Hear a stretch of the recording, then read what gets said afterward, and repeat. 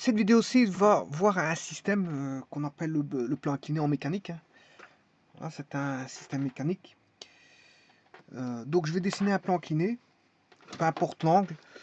Je vais mettre un plan incliné avec un angle, peu importe alpha, que je vais appeler alpha, par rapport à l'horizontale. Voici, ça c'est le plan horizontal.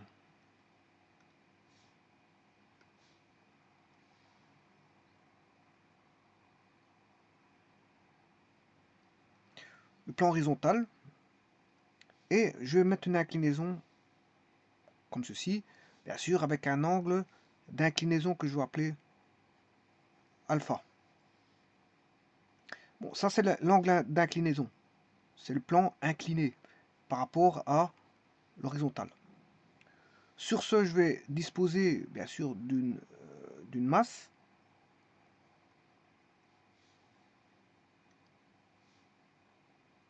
Connue. Alors la masse ici, elle est connue. Sur le plan incliné, on a une masse connue.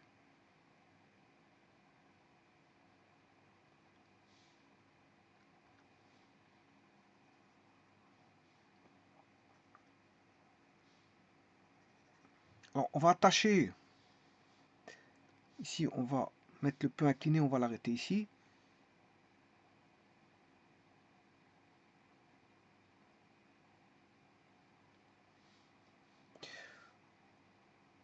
On va mettre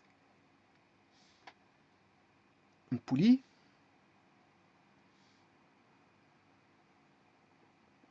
Un système à poulie ici. On va tirer avec un câble.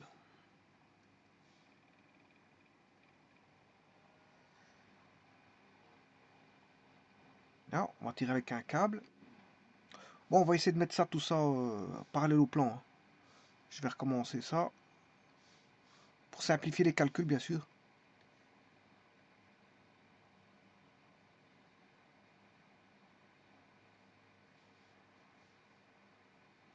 Le câble, il est ici. T'accroches à la masse. Ensuite, le câble, on va le faire tourner autour de la poulie. Avec un arrondi. Et puis, on va suspendre ce câble à une autre masse.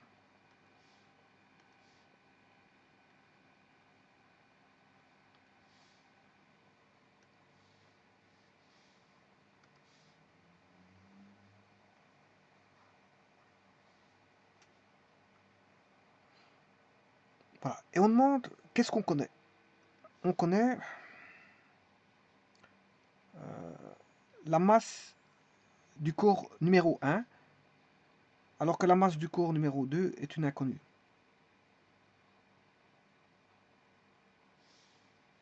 Alors on demande justement à rechercher la masse du corps numéro 2 par rapport à la masse du corps numéro 1. Sachant que le système est à va à vitesse constante. Le système va à vitesse constante.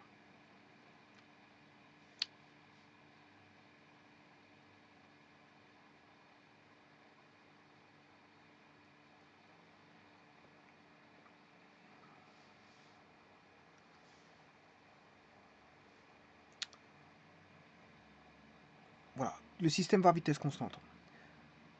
Alors, la première des choses, c'est de savoir ce qu'on a et ce qu'on recherche. Qu'est-ce qu'on a? Ce sont les données.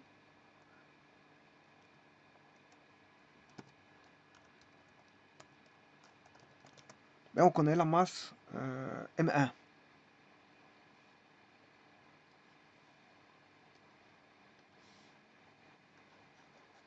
Alors, la masse M1 provient du corps 1, qui est en interaction avec la Terre. Donc, on aura, si on connaît la masse M1, qu'on sait bien qu'on est sur Terre, on connaît le poids P1, parce que c'est la masse fois la gravitation. Comme on est sur Terre, c'est la gravitation sur Terre.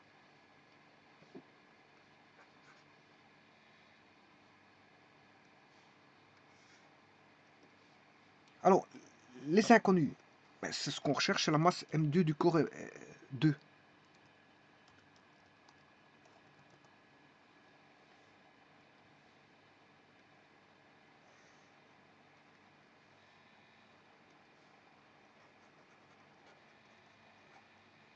Donc, on pourra chercher le poids P2 qui est égal à M2 fois G. Bon, ici c'est M1 fois G, bien sûr. Et donc, une interaction du système, voilà, du poids du corps 2. Donc aussi, on a une consistance qui est un corps 1.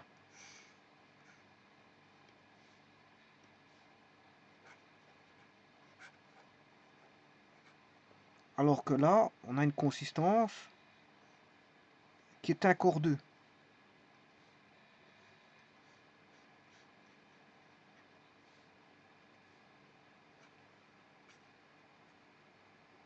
Donc, en d'autres termes, qu'est-ce qu'on a? On a un corps 1 qui est en interaction avec un corps 2.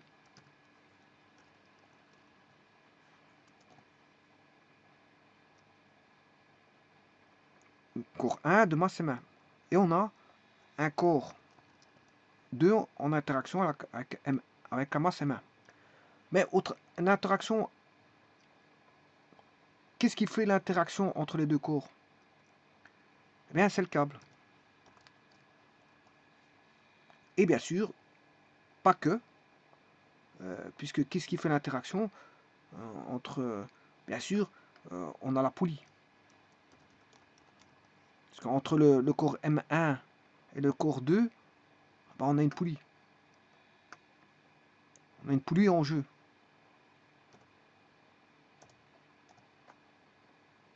Et bien sûr, il y a un système mécanique qui au travers d'un système mécanique, hein, qui est le plan incliné. Donc on retrouve ici le plan incliné.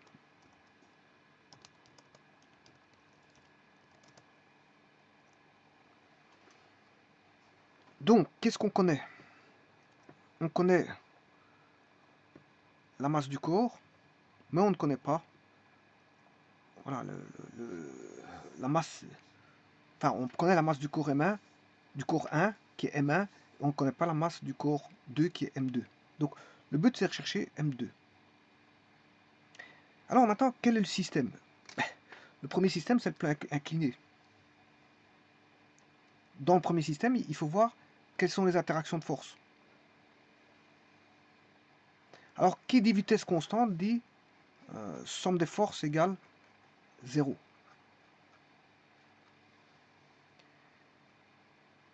Donc, quelles sont les interactions de force? On peut se dire qu'il y a le poids qui se place au centre de gravité du corps. Il suffit d'aller chercher les diagonales parce qu'ici c'est un rectangle. On a le poids P1. Alors, je rappelle que ça, c'est le système 1. On a la réaction normale, la normale à la surface qui est perpendiculaire. La normale, elle est perpendiculaire, voilà, dirigée vers le... Voilà, parce que c'est une surface de contact, hein, entre le corps 1 et le plan incliné, voilà, que j'appelle la normale. C'est une réaction, voilà, de la surface du plan incliné par rapport au comment est-ce qu'on appelle ça, au corps 1. Alors je rappelle que tout est mis au centre de gravité qui sont les diagonales du rectangle, hein. Voilà, diagonale du rectangle. Ensuite, on a le câble, l'interaction du corps avec le câble, ce qui va induire une force de tension. Une tension ici, voilà, que je vais appeler T1. Alors maintenant, je vais considérer qu'il y a un frottement. Donc ça, je vais mettre une force de frottement. Le frottement, il va dans le sens opposé du déplacement. Donc le frottement, je vais le mettre dans ce sens-là. Voilà pour le système 1. le second système, le système ici, eh bien, on aura une tension T2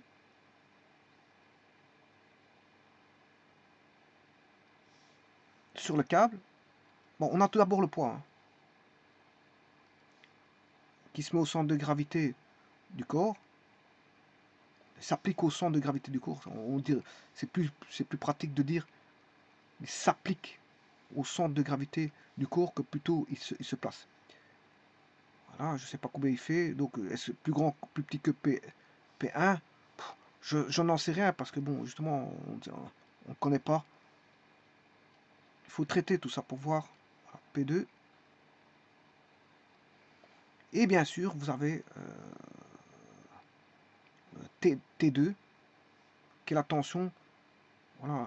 Ici, il n'y a pas de force normale parce qu'il n'y a pas de contact avec quoi que ce soit, si ce n'est qu'avec le câble. Et donc là, on va appeler ça T2.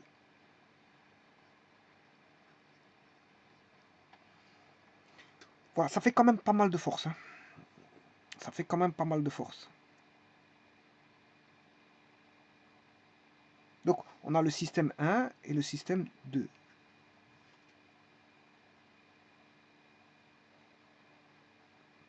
Eh bien, on va écrire l'équilibre de force en sachant que, bon, la poulie va transmettre, va rien faire perte au niveau de la tension. Hein. Voilà. La poulie transmet toute la tension. Il n'y a rien de perdu au niveau de la poulie. Donc, qu'est-ce qu'on va se dire? Le système de poulie va transmettre toute la tension. Donc, on aura T1 égale T2 égale T. On n'aura qu'une seule tension. On n'aura pas deux. On n'aura qu'une seule. Tout est transmis voilà, d'un point à l'autre. La tension, elle a la même. T1 égale T2. Et bien maintenant, sachant cela, je vais travailler sur le premier système, qui est le plan incliné. On va décomposer pour le traitement en deux parties. Alors pour ça, donc on a dit qu'on était à vitesse constante, le système est à vitesse constante ici. Donc on a la somme des forces égale à 0, ben, on va écrire la somme des forces égale à 0. Et les forces qu'on a, ben, c'est pour dire qu'on a la somme des forces égale à 0, c'est dire que P1, qui est connu, hein, plus T1 plus N plus la force de frottement égale 0. Alors, je vais mettre un axe, placer un axe X et un axe Y. Alors, l'axe X, bien sûr, je vais le mettre comme ceci.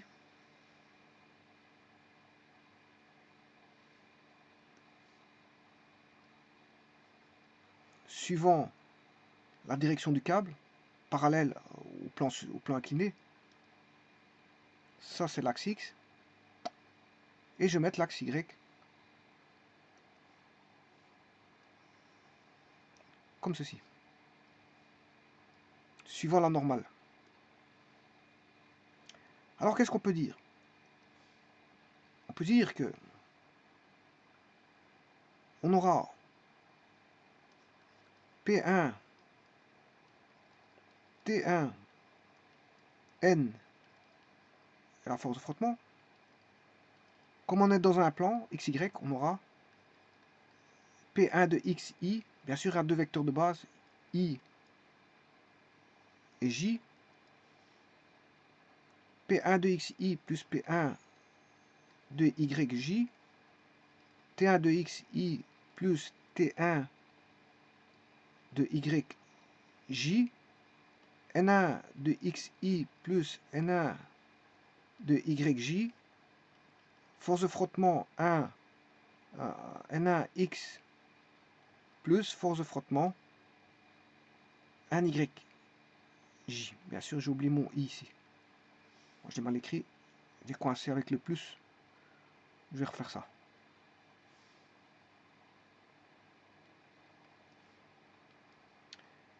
Alors bien sûr, tout ça doit faire 0.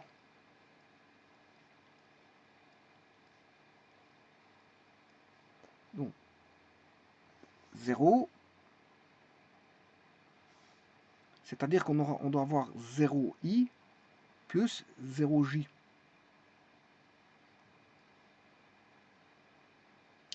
Ça veut dire que PTNF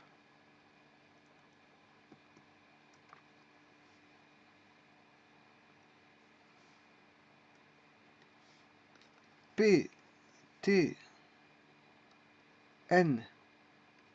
force de frottement, PTNF force de frottement, suivant OX, suivant Y,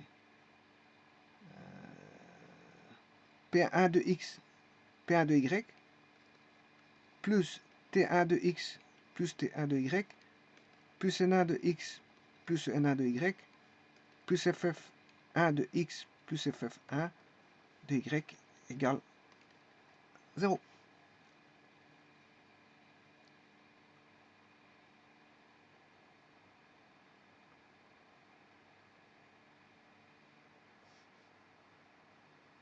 Donc maintenant, il faut décomposer. C'est juste une décomposition. Il faut juste décomposer les forces. Dire que vos P1 de X, mais P1 de X, il est connu. P1 de X, P1 de Y. Alors je vais rechercher le système.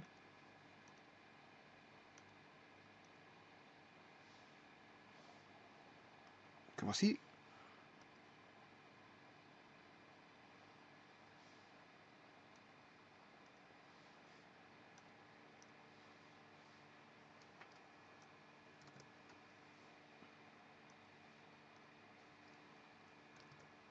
Bien sûr, je vais le réduire.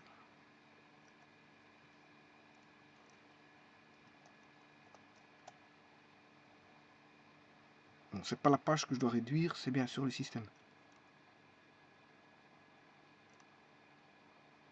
Bon.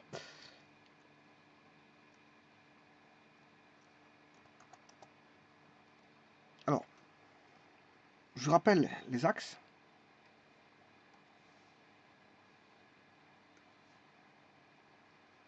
L'axe X et l'axe Y.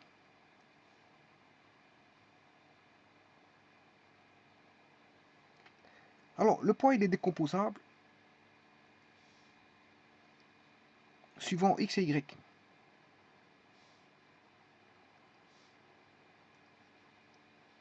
Alors, je vous rappelle, ici, le plan incliné, on a alpha. L'angle ici fait alpha. C'est l'angle du plan incliné, en fait. Voilà. Et donc, je peux décomposer suivant X et suivant Y. Alors, on va écrire que P1X et P2Y, alors, c'est de la trigonométrie, P1X sur la norme du poids qui est P1, qui est connu, hein, P1 est connu. Alors, P1X, là, on a alpha. On a un triangle qui fait ceci. Hein. Je vais le faire en plus grand. Là. On a ça. Là, on a alpha. Là, on a le complémentaire de alpha. On a, si vous voulez, 90 moins alpha. Donc, si je veux projeter, si je veux ceci, c'est côté adjacent sur hypoténuse.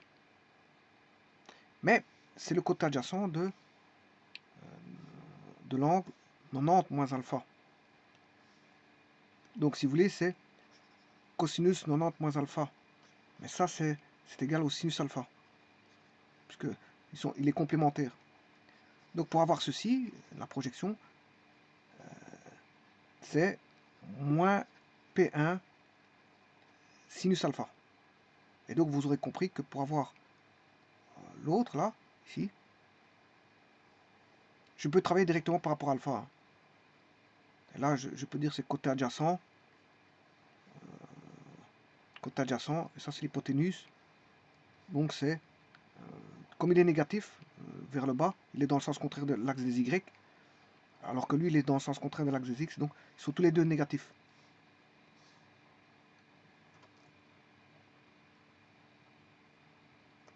Donc c'est côté adjacent sur l'hypoténuse, qui est ici cosinus de 90 moins alpha, qui est égal à sinus alpha.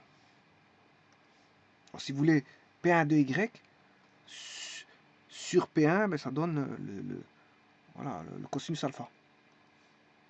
Donc ici on aura moins P1 cos alpha. Voilà. Voilà pour la décomposition de P1. Maintenant, on va faire la suivante, qui est la décomposition de T1, de la tension sur le câble. Alors, la tension sur le câble, c'est très simple, parce que la tension sur le câble, c'est ceci. Donc, ça, c'est une inconnue. Hein. La tension sur le câble est une inconnue. Donc, si je reviens dans les inconnus, la tension T1, qui est égale à T, bien sûr, hein. Bon, que je vais appeler T. J'ai dit que j'appelais...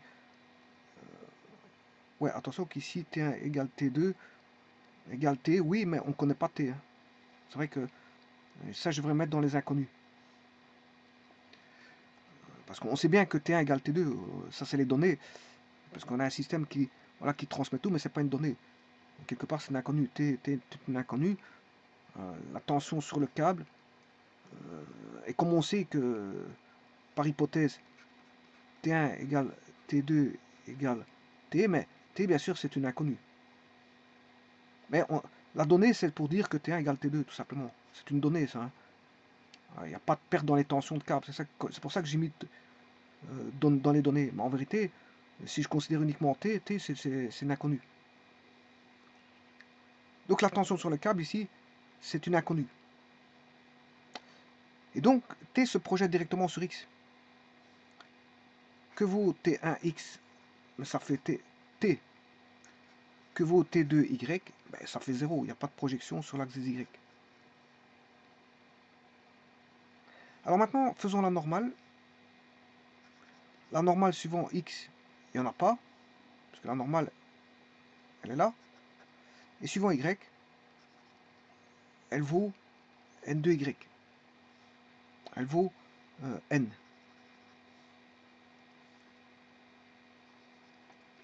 Alors, la normale. Et dernièrement, la force de frottement. La force de frottement, elle est contraire au mouvement. Alors, la force de frottement,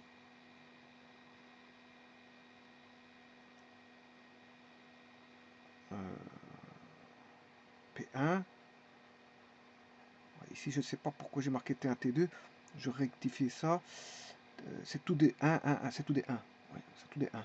P1, T1, T1X, N1X et F1X. Je ne sais pas pourquoi j'ai marqué 2.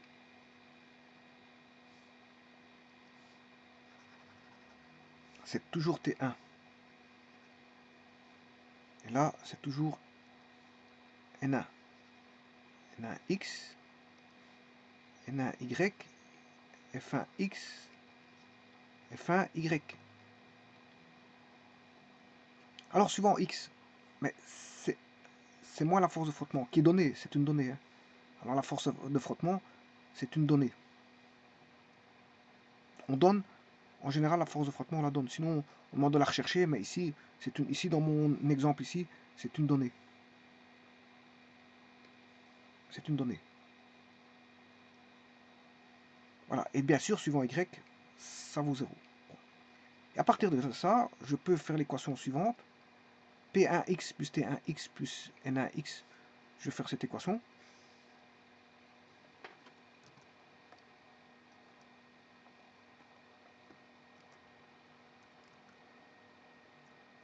Sachant que je vais aller rechercher ce qu'il faut. P1x.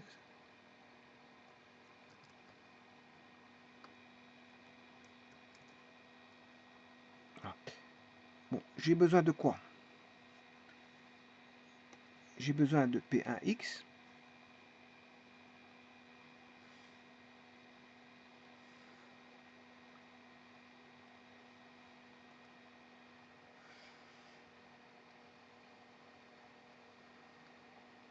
T1x.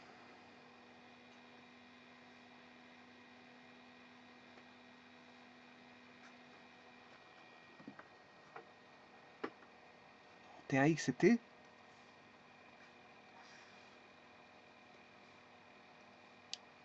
plus NAX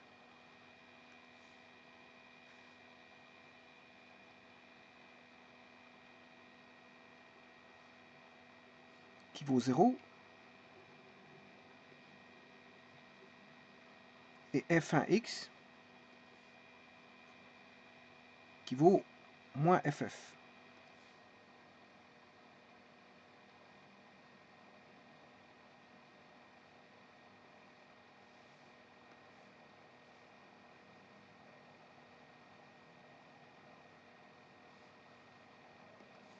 Égale 0. Bon, je vais faire la même chose pour le Y. P1Y moins P1 cosinus alpha. T1Y il vaut 0.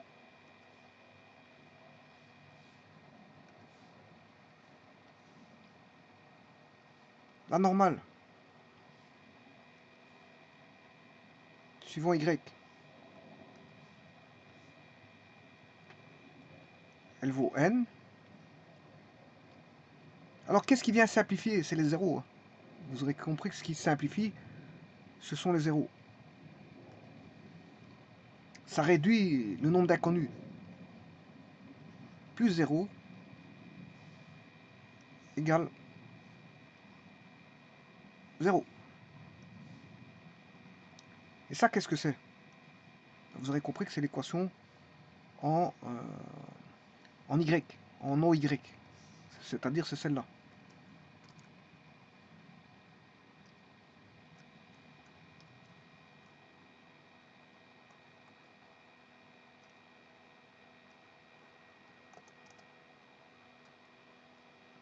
C'est celle-ci.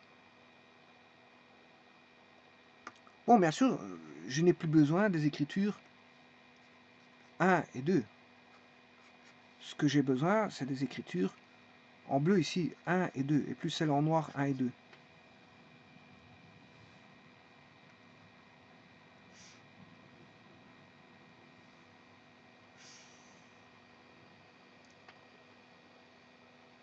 Donc je vais résumer ce qui est intéressant, ce qui est devenu inintéressant. Inintéressant, c'est ceci, on peut enlever.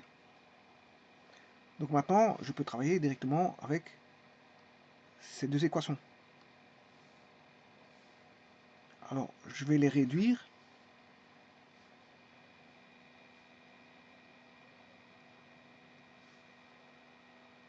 Moins P1 qui est connu, puisque...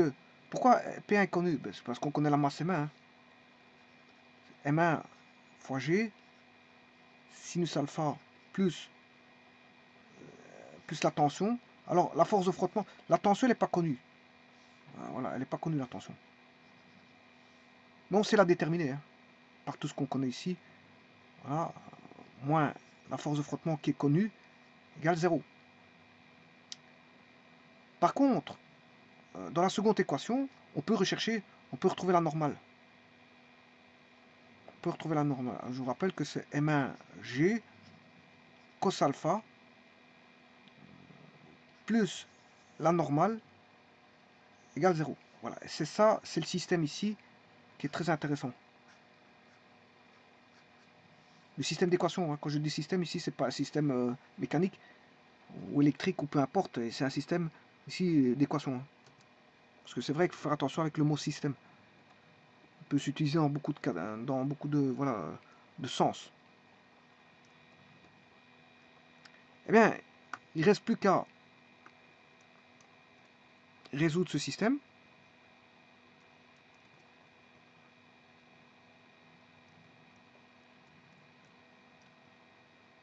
Alors, je vous rappelle que l'inconnu, c'est T. Hein.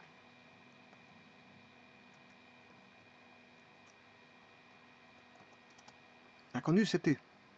Donc, c'est lui que je vais isoler. C'est le T. Alors, le T, que vaut le T? Ben, il vaudra le poids fois le sinus de l'angle, alpha, plus la force de frottement. Voilà que vaut la tension. Bon, maintenant, si vous voulez chercher la normale vaudra le poids fois cosinus alpha. Voilà, ici, vous avez décrit le système ici. Enfin, les équations du système. Vous avez la tension et la normale. Vous avez les deux. Et c'est sur base de ça que je vais traiter le restant, le système 2.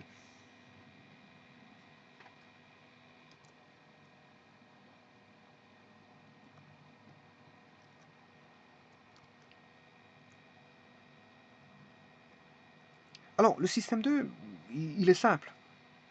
Pourquoi? Eh bien, comme je vous ai dit, T1 égale T2. Dans le système 2, je vais reprendre la tension existante. Ici, T1 vaut T2. Donc, ça veut dire que dans le système 2, je vais écrire l'équation somme des forces égale à 0. Et j'aurai un équilibre de P2 plus T2 égale 0. Ça, c'est dans le système 2. Faisons le système 2. Jusqu'à présent, on n'a fait que le système 1. Donc, cette écriture, bien sûr, c'est dans le système 1. Alors maintenant, on va écrire l'équation du système 2, qui est un système très, très simple. Hein. Pourquoi? Parce que on a T2, voilà, on a T2, et on a P2. Voilà. Et c'est un système de force parallèle. Donc je vais mettre un axe au Z, et je vais projeter. Donc qu'est-ce que je peux dire? Que la somme des forces égale 0, c'est-à-dire que P2 plus T2 égale 0. Et si je projette sur l'axe Z, mais j'aurai T2, bien sûr en Z, T2, il est positif T2, voilà, plus T2, et moins P2, parce que P il est dans le sens contraire de l'axe des Z. Donc on aura T2 est égal à P2, ou en d'autres termes, bien sûr ici je suis dans le système 2, on aura P2 égale T2.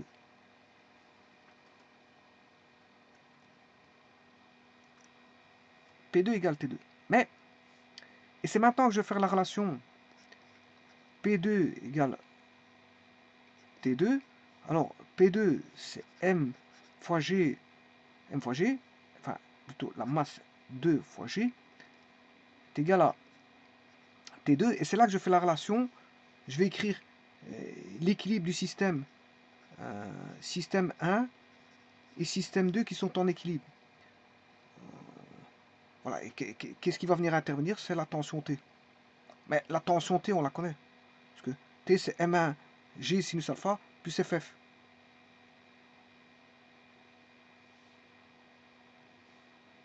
Donc, je reprends l'équation du système 1.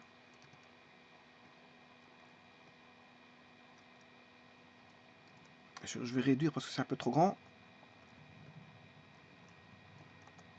Voilà. Et je reprends la dernière équation ici, où là, comme je réunis les deux systèmes et que tout est relié par un câble où les tensions sont égales, mais qu'est-ce que je veux dire? Que M2G est égal à, comme T1 égale T2 par hypothèse, il n'y a pas de perte dans les tensions de câble, voilà, et que c'est égal à T qu'on a trouvé, ben, que M2G égale T, tout simplement. Donc, ça veut dire quoi? À partir du système 2, je peux écrire, et du système 1, bien sûr, je peux écrire que M2 est égal à T sur G. Donc maintenant, je vais écrire M2. M2 est égal à quoi? M2 est égal à T. Et T, c'est M1G sinus alpha plus les forces de frottement sur, sur G. Ouais, ici, je ne sais pas pourquoi j'ai marqué G, c'est sinus alpha.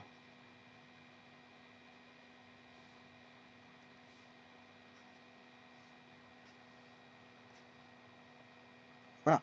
Et donc, ce qui veut dire que maintenant, si FF égale 0, si FF égale 0,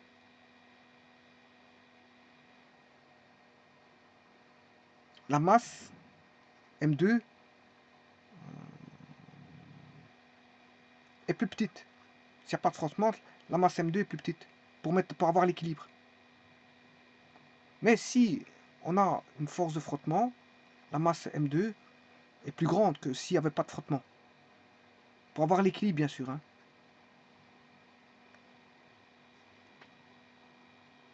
Alors, ce que je pourrais écrire aussi, c'est si je divise par G, je vais diviser par G. On a M1G, je divise par G. On aura M1 sinus alpha plus la force de frottement divisé par G. Voilà. Donc,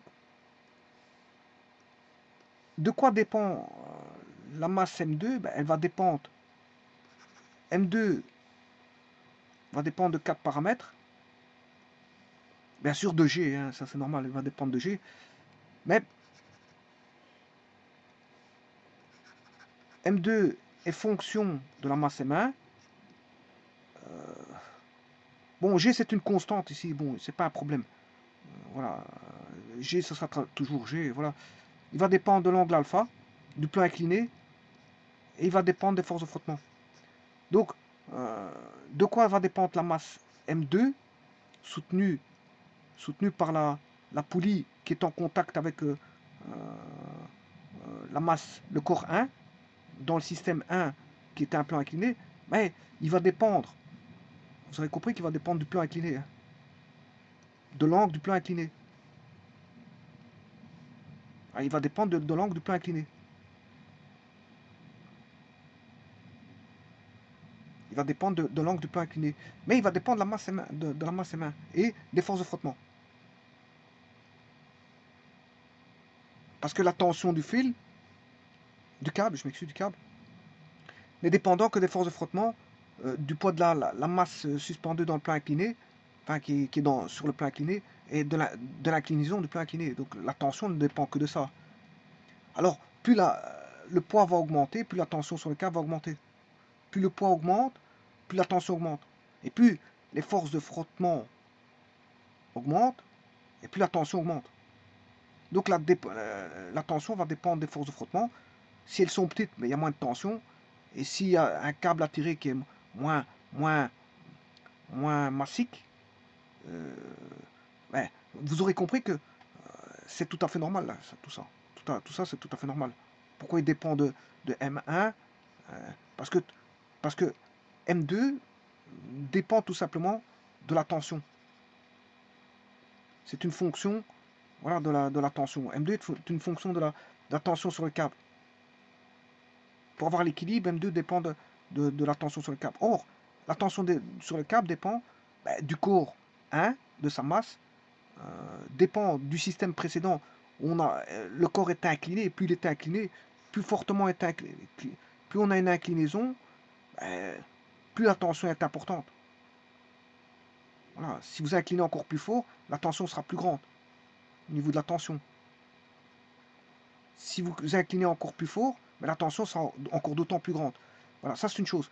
Bon, c'est dépendant de la tension, ça, enfin du plan incliné. Donc de l'inclinaison du plan, incliné. Donc de l'angle alpha. Alors la tension sera d'autant plus grande que alpha est plus grand. C'est normal, ici vous avez un sinus, plus alpha grandit. Bien sûr, c'est un angle aigu. Hein. On va aller de 0 à 90. C'est un angle aigu. On va aller de 0 à 90. Là, le sinus il va augmenter. Hein. Si alpha augmente, ben, le sinus augmente. Si le sinus de l'angle aigu augmente, enfin si l'angle aigu augmente, si alpha augmente, le sinus alpha augmente. Donc la tension va dépendre de alpha. La tension est fonction d'alpha. Et donc, comme M2 est fonction de la tension, ben M2 aussi va dépendre d'alpha. Alors, autre chose, la tension va dépendre de la masse M1 sur le plan incliné. Plus c'est grand en masse, plus c'est massique, eh bien plus la tension sera importante. C'est normal, il y aura plus de tension sur le câble. Et donc M2 va dépendre, bien sûr, de la masse M1, puisque en fait M2 dépend de la tension. Et comme la tension dépend de M1, ben, M2 va dépendre de M1 aussi. Alors, concernant les forces de frottement, il est évident que la tension va dépendre des forces de frottement. Plus il y aura de force de frottement, plus il y aura de tension. Et donc, comme M2 dépend de la tension et que la tension dépend des forces de frottement, mais M2 dépend de la force de frottement. C'est tout simplement voilà, ce qu'on appelle la transitivité. Hein. La transitivité. Si la tension est dépendante de la force de frottement, et que M2 dépend de la tension, c'est que M2 dépend de la force de frottement. C'est de la transitivité, tout simplement. Donc, M2, la tension est dépendante de M1, alpha, FF. Bien sûr, G, on va considérer G constante. Si, on ne dépend pas de G parce que G est constante. C'est un invariant ici, G. Maintenant, il faut tenir en compte quand même ce G. Hein. Parce que si vous ne le calculez pas, vous n'allez pas avoir la bonne valeur. Quand je dis c'est un invariant, ça veut dire que, bon, il n'est pas variable. C'est ça que je veux dire. Donc, ça ne dépend pas de... Il faut tenir compte, bien sûr, de ce G dans le calcul, parce que si vous ne faites pas FF divisé par G, vous n'aurez pas bon hein, dans le calcul, ça c'est évident. Mais quand je dis qu'il ne faut pas tenir compte, ça veut dire que ce n'est pas une variable. La tension ne dépend que des choses qui varient. La tension est variable que s'il y a des choses qui varient. Il y a des valeurs qui varient. Et qu'est-ce qui varie ici?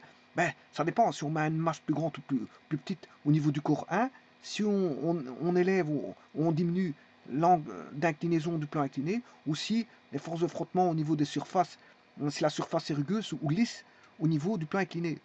Voilà, donc des forces de frottement.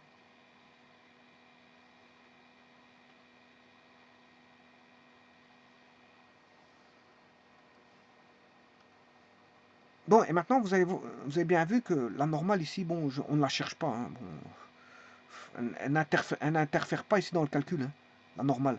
Quoi qu'on pourrait la trouver, bon, on peut avoir la réaction du sol, du plan incliné par rapport au corps 1, ben, c'est égal, n, on sait le trouver. Hein. Voilà, je vous l'ai mis tout à l'heure. C'était ça. Là, ici, on peut trouver le n. La normale, on peut la trouver. Hein. On peut trouver la tension et la normale. Mais ici, c'est parce qu'on n'en a pas besoin. Bon, on ne me demande pas de rechercher la normale. Mais s'il vous faut la normale, vous faites le M1G qui est le poids, fois le cosinus alpha. Et vous allez trouver la normale. Donc, la normale n'est dépendante que du poids et bien sûr de l'inclinaison. La normale sera d'autant plus grande que enfin, en norme, bien sûr. En norme, voilà. Donc, la norme, c'est un scalaire, c'est pas un vecteur. La norme sera d'autant plus grande que le poids du corps 1 est grand. Et donc là, on aura une norme grande. Maintenant, attention que c'est un cosinus. Hein. C'est un cosinus. Je rappelle que le cosinus, si alpha, pour un angle aigu, hein, je vois pas pour un voilà. Si l'angle augmente, le cosinus diminue. Ouais, parce qu'on part de cosinus de 0, ça fait 1. Cosinus de 45, c'est racine 2 sur 2. Et cosinus de 90, ça fait 0. Donc, Quand on augmente l'angle, le cosinus, qu'est-ce qu'il fait? Ben, il diminue. Et donc, si le cosinus, si on augmente l'angle d'inclinaison, la normale diminue. Donc, il y a moins de contact, si vous voulez. On va dire qu'il y a moins de contact si on surélève. Plus on surélève, et moins il y a de contact. Et donc, il y a plus une tendance qui va avoir vers ce qu'on appelle un glissement. Hein. Alors, on a la force normale, plus on surélève, moins il y a de contact avec voilà, le plan incliné. Et donc, ça, c'est sujet à, voilà, au glissement. Hein. C'est sujet au glissement. Et tout dépendra bien sûr des forces de frottement.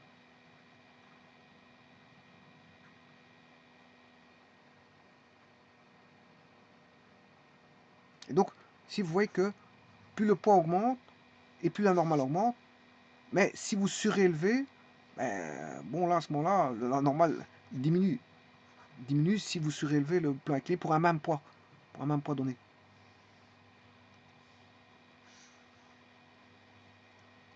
Donc attention au sinus et au cosinus, hein, valeur trigonométrique du sinus d'un angle aigu. Parce qu'alpha appartient bien sûr à l'angle 0. Là, en ce moment, on n'a plus un plan incliné, si ça vaut 0. Donc on va retirer ce cas de figure-là, parce que là, on n'a plus de plan incliné. Hein. Si vous mettez 0, on n'a plus de plan incliné. 0. Et puis demi, c'est une chute libre. C'est une chute libre. On essaiera d'éviter une chute libre. Hein. Bon, là, plus on augmente le plan incliné, à un moment donné, ça glisse. Hein. Ça va glisser. Donc il y a même un angle, il y a un angle limite à ne pas dépasser. Sinon on risque de ne plus avoir, je veux dire, euh, d'équilibre, on va dire statique, et on va tomber en dynamique. Donc ici je mettrai l'angle alpha appartient, on va dire, dès le moment où on monte d'un angle au-delà de 0, 1 degré, 2 degrés, voire 3 degrés, jusqu'à alpha limite. Hein. Alpha limite, parce que sinon, on aurait, si le plan est trop, on a un alpha trop grand, qu'est-ce qui se passe? Ben, on a un glissement qui va se faire. Alors, alpha limite du glissement, parce que sinon on n'est plus en statique. Alors là, là, à ce moment, le corps se met à bouger, euh, euh, il va se bouger même avec une vitesse qui n'est pas forcément une vitesse constante.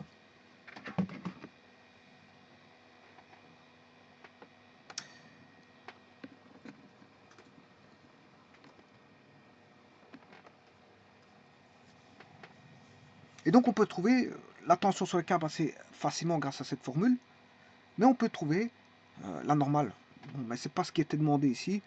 Ici, dans le cas de figure ici, c'était tout simplement de rechercher, vous voyez, la masse M2 du corps.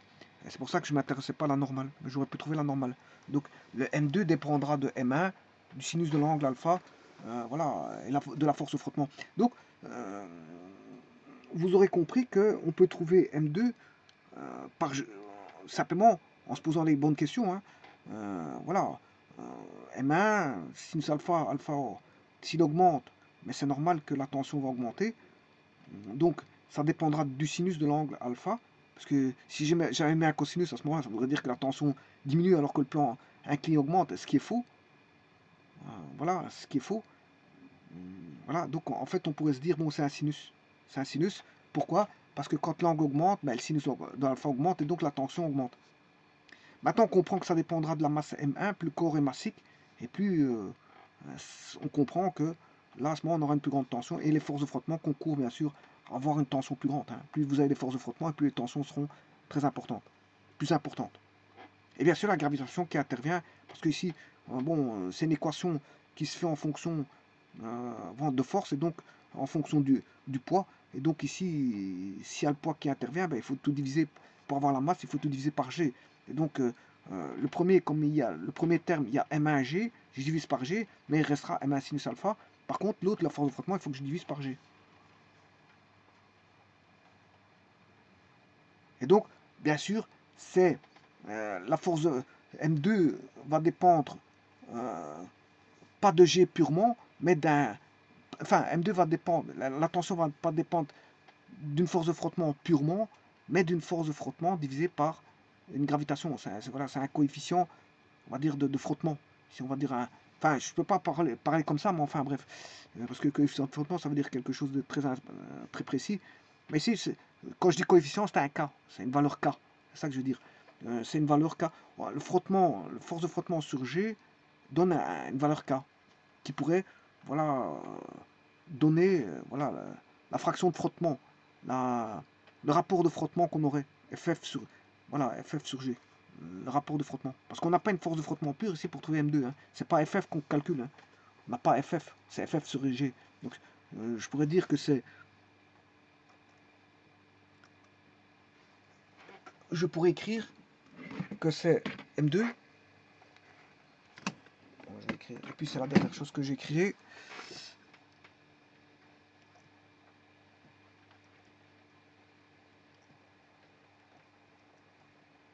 M2 égale M1 fois sinus alpha plus une force de frottement, voilà, sur G.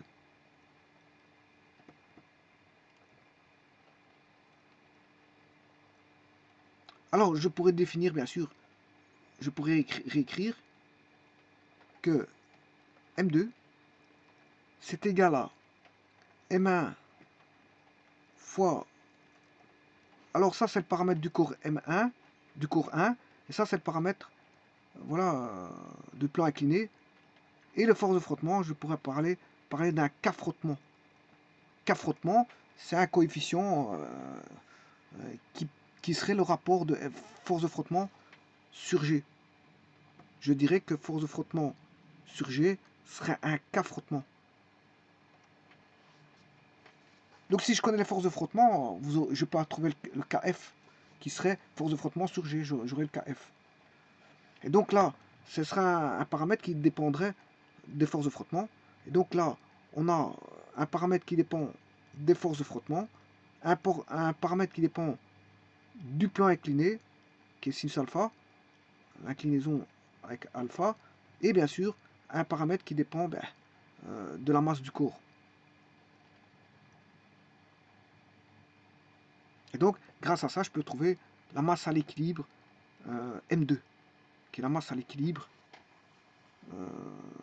du système 2. Parce que M2 fait partie du système 2, qui est en contact avec le système 1 par l'entremise d'un câble. Où là, justement, il y a une tension qui est communiquée d'un système à l'autre par voie du câble, de la tension de câble.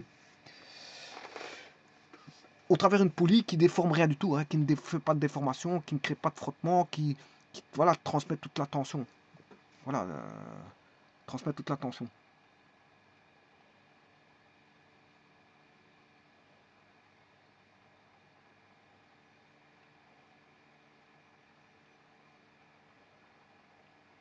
Je vous remercie.